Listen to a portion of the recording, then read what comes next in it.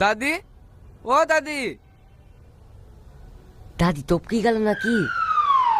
চুপ করবি তুই। দাদি,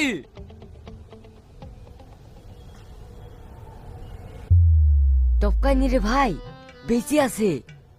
আমি কি চোখে দেখতে পাচ্ছি নাকি? ভালো আছি তোরা? হ্যাঁ দাদি, ভালো আছি। তুমি কেমন আছো? আমার আর ভালো থাকা। কেন দাদি, কি হয়েছে? দাদু মারা গেছে 30 বছর আগে, দাদি কি করে ভালো থাকবে? তোরা তো সবই জানিস, রোহন যখন ওর মায়ের পেটে ছিল তখন থেকে ওর বাপটাকে খুঁজে পাওয়া যায়নি। লোকে বলে যে ট্রেনে করে কাজে যাইছিল, ওই ট্রেনটা নাকি অ্যাক্সিডেন্ট করেছে। রোহনের জন্মের সময় ওর মাটাও মরে যায়। সেই ছোট থেকে ও আমার কাছেই মানুষ। সত্যিই দাদি, তুমি রোহনের লেগে যা করেছো এ যে কারো বাপ মাও করবে না। আমার খুব চিন্তা হয় জানিস, আমি যদি চলে যাই তাহলে রোহনের কি হবে? দাদি, কি সব বলছো বলো তো? তোমার কিচ্ছু হবে না। আমি চাইলেও তো আর সারা জীবন বেঁচে থাকতে পারবো না রে।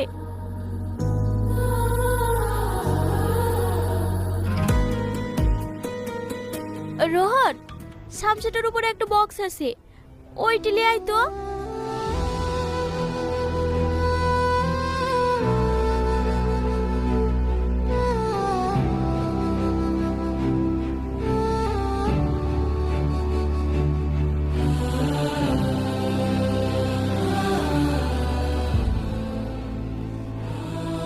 এখানে বেশ কিছু মেয়ের ছবি আছে।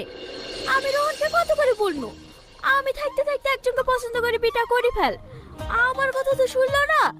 তোরা একটু বুঝি বল ওকে। দাদি, আবার শুরু করেছো?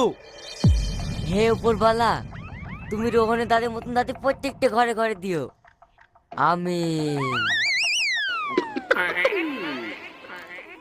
মনের কথা তো চেপে রাখতে পারিনি। দাদি, এখানে গুপ্তধনে কলছিলি কেনে? ও কিছু না, ওইটা রেখে দে। দাদি, গুপ্তধন মানে সোনা দানা টাকা পয়সা এই সব, তাই না? আমি জানি নি, তোরা ওইটা থুই দে। হে বলো না দাদি, আসল ঘটনা কি? তোর দাদু মাঝে মাঝে বলতো ওর গ্রামের বাড়িতে নাকি গুপ্তধনের কলসি আছে।